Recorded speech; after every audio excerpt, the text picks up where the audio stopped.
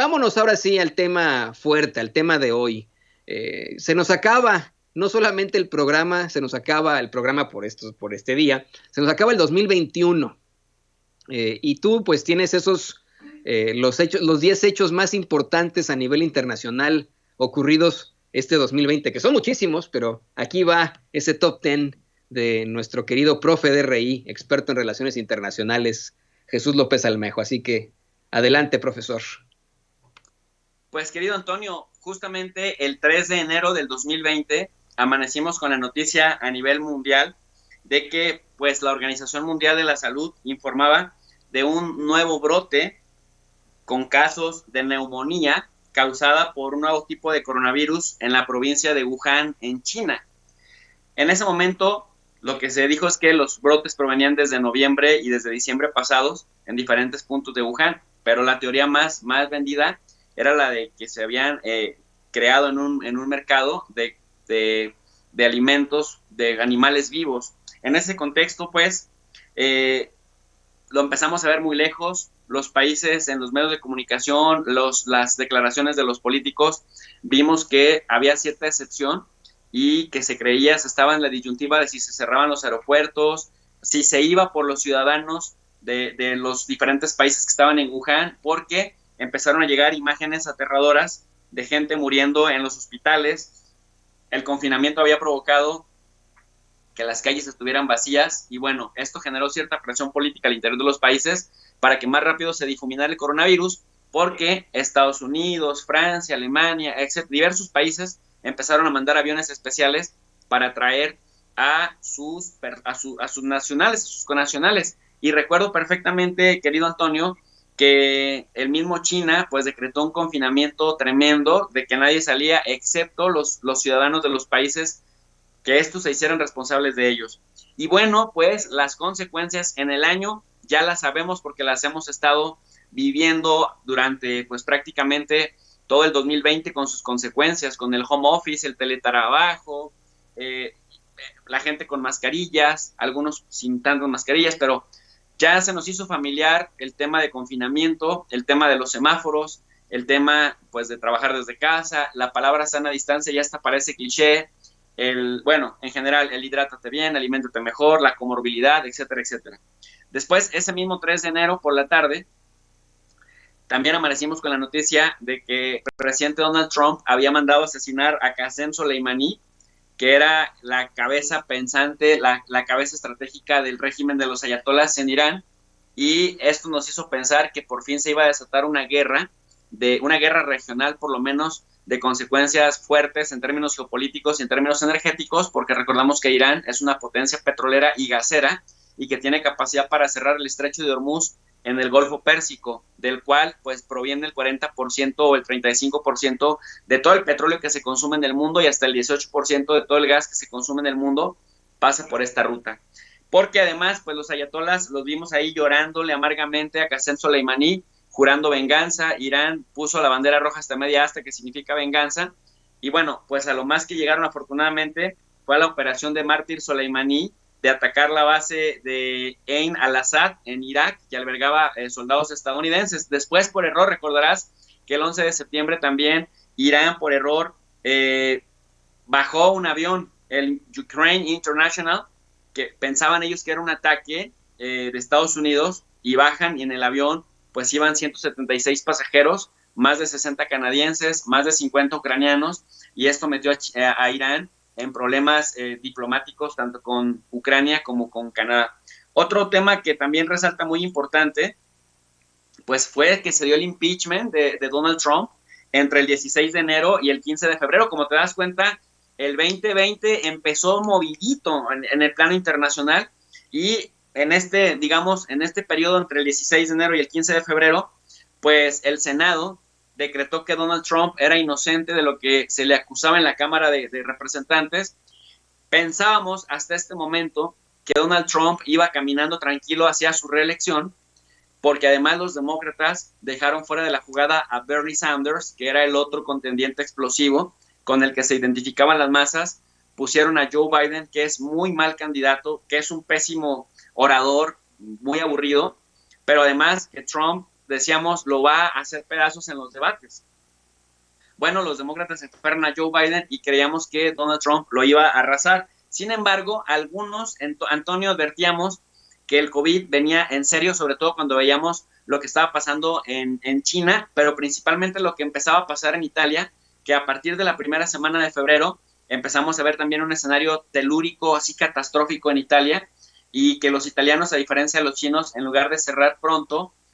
siguieron su vida normal, dejaron que la gente siguiera yendo a las montañas nevadas, etcétera, y al final, pues hizo un contagiadero en Europa. Después, otra cosa muy importante, el tema, sobre todo para los espectáculos, pues la caída del helicóptero de Kobe Bryant con su hija pequeña de 13 años, Gianna, que cimbró al mundo del espectáculo porque pues nadie se esperaba que una persona tan famosa y tan querida en California fuera a fallecer de manera tan repentina en ese contexto. Otro punto importante a destacar en el plano internacional fue que el 11 de marzo, la Organización Mundial de la Salud declaró al COVID-19 como pandemia. Recordemos que hay diferentes categorías que tiene la Organización Mundial de la Salud, Antonio, para pasar de una enfermedad endémica a una pandemia, que implica que ya existen casos en los 5 continentes, que el virus ha mutado de animales o de la naturaleza a las personas y que es extremadamente contagioso. Por eso es que el presidente Trump posteriormente decía, en uno de los argumentos para abandonar a la Organización Mundial de la Salud, que la OMS se había tardado, que había contribuido con China para esconder la magnitud de la enfermedad y que por eso se salía de la Organización Mundial de la Salud. El mismo Trump se hizo famoso en ese mes de marzo porque empezó a llamarle el virus chino al SARS-CoV-2, el virus chino, y los chinos protestaron porque decían que era discriminatorio que dijeran virus chino, y porque ellos pues no le habían dicho al SIDA el virus estadounidense, por ejemplo. Por otro lado, pues se anuncia también la suspensión el 24 de marzo de los Juegos Olímpicos de Tokio 2020. Tú recordarás que Tokio sería la sede, todavía va a ser la sede de los próximos Juegos Olímpicos, pero estos estaban programados para el verano, y por las cuestiones de la pandemia, que además en el verano se esperaba que disminuyera y por el contrario aumentaron los casos, pues Tokio prefirió cancelar estos eventos, que probablemente pues ahora se lleven a cabo o con pocas personas o no se lleven a cabo en la misma dimensión en la que se pensaba, en la misma, digamos, dirección y la intensidad con la que se tenía previsto. Ahora hemos visto que hay eventos deportivos que se están llevando a cabo a puerta cerrada, y probablemente esto sea uno de los mecanismos que tenga Tokio para reactivar, ¿no?, los Juegos Olímpicos en 2021. Luego, otro tema que empezamos a ver, sobre todo en México, que se volvió un escándalo a nivel internacional, Antonio, la gente agrediendo a los médicos y a las enfermeras, la gente agrediendo al personal de salud, amenazando en los diferentes lugares del país a los hospitales que reconvertían, ¿no?, de ser hospitales generales que se reconvertían a ser hospitales únicamente dedicados para el COVID-19, amenazaban con quemarlos, apedreaban. Es decir, se le trató muy mal al personal de salud en este país, y eso se volvió noticia a nivel internacional, porque a nivel internacional veíamos imágenes en Italia, por ejemplo, de gente homenajeando a los médicos en España, en Francia, en Alemania, bueno, incluso en el mismo China, ¿no? Se le dio un lugar muy importante a los médicos, pero en México, pues la gente los apedreaba, en México la gente los golpeaba, les echaba cloro o cualquier cantidad de tonterías, y esto se volvió pues muy una noticia que cimbró los medios de comunicación. En México no se le dio tanta cobertura de lo que pasaba al exterior con esta noticia, pero en el exterior la gente estaba en shock porque no podían creer que a quienes nos apoyan en este contexto tan difícil, pues la gente los agrediera como si fueran los culpables de distribuir la enfermedad. Luego también tenemos, mi querido Antonio, lo que se volvió también una imagen de fortaleza que dio el Estado mexicano a nivel internacional, es cuando se sienta Rocío Nale el 9 de abril en esta reunión del grupo de países exportadores de petróleo en la OPEP Plus, en la cual Arabia Saudita nos quería decir exactamente cuánta cantidad producir de barriles de petróleo al día, y México dice, ni más. Nosotros producimos 1.7 millones de barriles al día y vamos a seguir con esto. Y le dijeron, no, México, tienes que comprometerte a reducir en 400,000 barriles al día para que el costo del precio del barril pues no se caiga, porque entre más petróleo haya en el mercado, pues más barato se va a vender y no nos va a convenir. Pero México no aceptó por la simple y sencilla razón de que el año también lo empezamos con una guerra petrolera entre Arabia y Rusia. Arabia quería arrodillar a los rusos porque los rusos superaron la producción de los árabes saudíes. Entonces los sauditas empezaron a producir pues endiabladamente para tumbarle el precio del barril a los rusos y que buena parte de lo que los rusos produjeran pues fueron pérdidas. Cuando se viene el COVID, se viene la contracción económica, obviamente se reduce la demanda de petróleo y al reducirse la demanda de petróleo, pues todos los petroleros pierden, ¿no? Porque además, pues tiene que bajar el precio sí o sí, pero en ese contexto México se mantuvo firme, aunque hay que reconocer que días después, porque esto pasó el 9 de abril, y muchos le aplaudimos esa decisión al gobierno mexicano, excepto los chayoteros, que son, ya sabes, Antonio, son súper entreguistas y que decían, no, es que ¿por qué hace esto México? Tiene que hacer caso de lo que dicen los árabes, porque si no nos van a vapulear. Pues ahí está, que al final López Obrador logró negociar con Donald Trump, que Donald Trump presionara a su vez al sector petrolero de Estados Unidos para que ellos disminuyeran la producción que México no estaba dispuesto a disminuir, y fue una jugada muy importante. Después vimos pues que el 21 de abril caen a nivel internacional los precios del petróleo y sobre todo el Western Texas, pero es por razones de sobrealmacenamiento que lógicamente se derivan del confinamiento y de la reducción de la demanda de los barriles de petróleo. Pero digamos que México, con las cartas que tenía y la complejidad que había y la presión internacional, México jugó bastante bien. Por otro lado, pues también recordar que se anunció la muerte de Kim Jong-un 2 veces, una revista que siempre había acertado y que se había anticipado a casi todas las noticias de esta índole, y resulta que Kim Jong-un, que se especuló quién sería el que lo sucedería, que había fallecido, que Corea del Sur se estaba preparando para otra etapa con Corea del Norte, y bueno, al final reaparece Kim Jong-un y la estabilidad en la península coreana, pues también. Luego, Estados Unidos a partir de mayo se vuelve el epicentro, pero así ya por lejos, desplaza a China, desplaza a Italia, desplaza a España, a Reino Unido, y de lejos se vuelve el epicentro del coronavirus. Y aquí advertíamos, Antonio, que Donald Trump tenía mucha popularidad entre muchos sectores de votantes, pero que el coronavirus podía echarle a perder la reelección por los impactos económicos, comerciales, financieros y por los desmanes políticos que se empezaban a vislumbrar, sobre todo después, ya mucho después, con el asesinato de George Floyd y la pésima respuesta de Trump en solidarizarse con la comunidad afroamericana. Otro tema muy importante que pues también hay que ponerle una palomita fue que México entró a formar parte del Consejo de Seguridad de Naciones Unidas el 17 de junio. No es la primera vez que México logra esto. México ya había sido miembro del Consejo de Seguridad de Naciones Unidas, que es el órgano más importante de la organización internacional más importante, en donde participan los diferentes gobiernos, como es el Consejo de Seguridad de la ONU, que México forma parte como miembro no permanente. Ya lo había sido en los años 40, en los años 80, lo fue en el bienio 2002-2003 con Vicente Fox, lo fue con Calderón también en el bienio 2009-2010, pero no lo fuimos con Peña, y ahora lo volvimos a hacer con López Obrador. Pero México, digamos, tuvo una votación histórica. Fue el país más apoyado por parte de los votantes. Votaron 187 países a favor de que México se incorporara de 192 posibles, y nunca había logrado México una votación tan alta para que esto pasara. Y esto te habla de que aunque se critica que López Obrador no habla inglés, aunque se critica que el presidente mexicano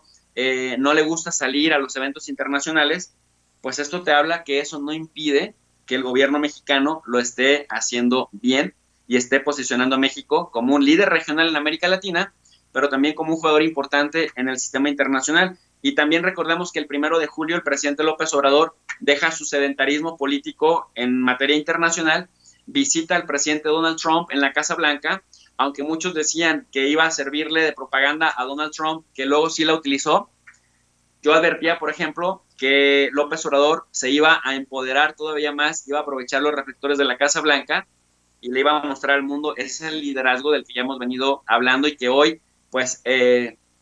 Morning Consult nos da la razón. El presidente López Obrador hizo que el presidente Trump se expresara bien de la comunidad de origen mexicano en Estados Unidos, cuando pues el discurso constante de Trump había sido un discurso racista, anti-inmigrantes, etcétera, y en ese momento pues fue todo lo contrario. Los presidentes reafirmaron su compromiso de colaborar juntos, a pesar de que son completamente diferentes y a pesar de que, por ejemplo, Trump es extremadamente pragmático. Bueno, pues el presidente López Obrador logró, digamos, torear la bestia, y a pesar de que Justin Trudeau de Canadá no fue para no hacer proselitismo por Trump, porque decían que esto era lo que Trump buscaba, y le exigían a López Obrador que también se viera con Joe Biden, cuando Joe Biden no era ni siquiera el candidato oficial todavía del Partido Demócrata. Pues quienes pronosticaron que le iba a ir muy mal a López Obrador con esto, pues hasta ahorita, querido Antonio, se han equivocado. Podría seguir hablando de mil cosas, pero nada más para cerrar, digamos, esta participación. También otro punto importante, sobre todo en la relación bilateral, pues que atraparon a Cienfuegos en Estados Unidos en octubre por nexos con el narcotráfico, y a pesar de que las autoridades estadounidenses ni siquiera le querían conceder libertad bajo fianza, después de una gestión de la Secretaría de Relaciones Exteriores, vimos algo que difícilmente se ve en la justicia de Estados Unidos,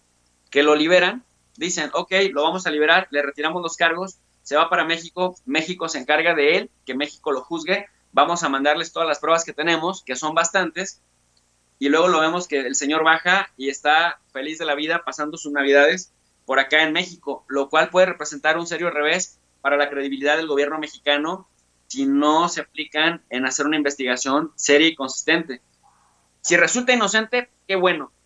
pero se tiene que manejar cuidadosamente en términos de comunicación política este caso, porque puede afectar la credibilidad de la 4T, que decía justamente que la corrupción política se acababa. Entonces, a ver qué pasa con esto. En Bolivia, la izquierda, el movimiento al socialismo, gana las elecciones con Luis Arce, el apadrinado por Evo Morales, y esto pues echa para abajo un golpe de Estado que se había gestado por estas mismas fechas, un año antes, con el pretexto de que Evo Morales no había ganado las elecciones por el margen que se decía. Y bueno, Luis Arce, con la bendición de Evo Morales, no solamente ganó las elecciones por más porcentaje que Evo Morales, los arrasó, estimado Antonio, los desapareció, y esto, bueno, pues habla del talante, de la base que tiene de apoyo Evo Morales. Y bueno, pues días después, Joe Biden derrota también por un margen considerable de votos, por 8 millones de votos a Donald Trump, y Donald Trump no tuvo otra más que decir que le habían hecho fraude. Tuvo su periodo de gracia para demostrar que le habían hecho fraude, pero las cortes estatales, que además hay que recordarle a la gente que los estados en Estados Unidos ejercen mayormente su autonomía de los poderes federales que, por ejemplo, en México. El gobierno federal no tiene tanto margen de maniobra en política doméstica frente a los gobernadores y frente a los estados y frente a las cortes estatales como se tiene acá en México, aunque se presume mucho de un sistema presidencialista en Estados Unidos. La verdad, Toño, tú que estás allá lo sabes, los estados hacen valer su autonomía en materia de política doméstica, sobre todo en aquellas leyes que no son leyes federales. Por lo tanto, hay que decirle a la gente que las cortes estatales están, digamos, constitucionalmente facultadas para contabilizar los votos, para oír querellas de fraude, y si se puede demostrar, las mismas cortes pagan el costo del proceso. Hay otros estados en donde son los mismos estados los que le dicen al demandante, bueno, si quieres que empecemos un proceso, tú tienes que pagarlo. Pero bueno,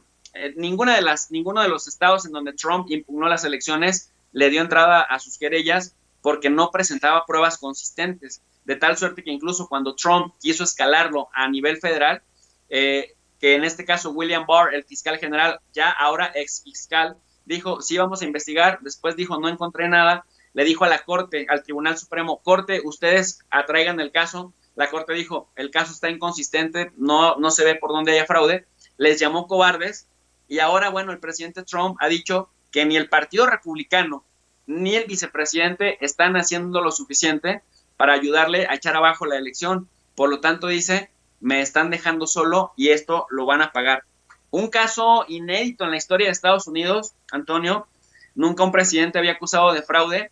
a ese nivel sin poder probar nada y agrediendo a todos los poderes, tanto hacia abajo como a los poderes horizontales. Bueno, estaría de más, me parece que no es tan relevante, pero no estaría más hablar del fallecimiento de Maradona el 25 de noviembre, que fue una figura muy importante, que además abiertamente de izquierda, y bueno, tampoco está de más decir que el 5 de diciembre China se convierte en el país que después de 40 años, primer país en explorar la luna, puso la sonda Chang'e 5, trajo 2 kilos de polvo lunar, de tierra lunar, y están preparándose en la carrera geopolítica de la luna para poner una base humana, una plataforma en la luna, para después buscar el viaje a Marte, al planeta rojo, estimado Antonio. Y bueno, para cerrar por último, pues el tema de Checo Pérez, que ganó la Fórmula 1 y que ya empezaron, que salió la vacuna en tiempo récord. Yo lo decía al principio de mi participación, generalmente cuando las enfermedades se llevan a cabo en países con economías en desarrollo o países periféricos, las vacunas toman su tiempo. Pero el coronavirus atacó a las principales economías, a las más globalizadas, a las industrializadas, y entonces ahora sí aceleraron motores todas para tener una vacuna que ya se empezó a aplicar en Inglaterra, en México, en Estados Unidos y en algunos otros países del mundo, Antonio. Ahora sí que hasta aquí mi reporte, Joaquín. No, ¿cómo Joaquín? No me confundas, por favor, querido profesor López Almejo. Toño Ruiz, Antonio Ruiz. Nada de que Joaquín. No. Ahí sí me sacaste un susto que no te cuento. Ahí tiene usted al profesor Jesús López Almejo, especialista, experto en relaciones internacionales, con un reporte impresionante y muy puntual de estos hechos más importantes a nivel internacional. Y yo le agregaría hoy la aprobación del aborto legal, seguro, en Argentina, que estaremos platicando en unos momentos más con una antropóloga, con una activista al respecto. Pero, profesor, bueno, no me queda más que desearte un año excelente, agradecerte por tenerte siempre en estos espacios, por ser parte de Sin Censura, con estos análisis tan puntuales, y te pido, por favor, que le compartas al público consentidor de Sin Censura tus redes sociales, para que se pongan en contacto contigo. Me imagino que vas a estar de todas formas en tus canales muy activo en estos días de guardar. Así es, mi querido Antonio, pues un privilegio colaborar con ustedes, un privilegio seguir de cerca conociéndoles y seguir promoviendo el despertar de las conciencias, el espíritu crítico y sobre todo, como dices, Antonio, tratar de promover la verdad con justicia. Mi canal es Tu Profe de RI, como aparece ahorita en pantalla, Tu Profe de RI. Es un canal de relaciones internacionales, de ahí las siglas, en donde traemos la universidad fuera de las aulas. Si la gente no va a la universidad viene a las aulas a través de las redes sociales, viene a la gente a través de las redes sociales más allá de las aulas. Les ponemos una lectura al pie de cada video para que la gente pueda complementar la exposición oral de cada sesión con la lectura gratuita completamente, porque lo que queremos es revolucionar, Antonio, las conciencias, y es gratuito. El único requisito es que la gente quiera aprender a analizar la realidad internacional. Y bueno, fuera de eso, la gente está respondiendo muy bien. Lo hacemos de lunes a sábado, entre 10:30 y 11 de la noche. Así que pues invitamos a la gente a que se suscriba y nos acompañe en esta aventura académica en las redes, Antonio. El profesor Jesús López Almejo, qué joda me puso con lo de Joaquín López Dóriga, pero ahí queda. Profe, te estimamos muchísimo. Nos vemos el próximo año. Te mando un abrazo, mi querido Antonio, y te pido una disculpa. Quería echarme este chascarrillo para despertarte, por si ya estabas durmiéndote. Quería ver qué tanta atención me estabas poniendo. Siempre atención a nuestro profe de RI, por supuesto. Y oiga, bueno.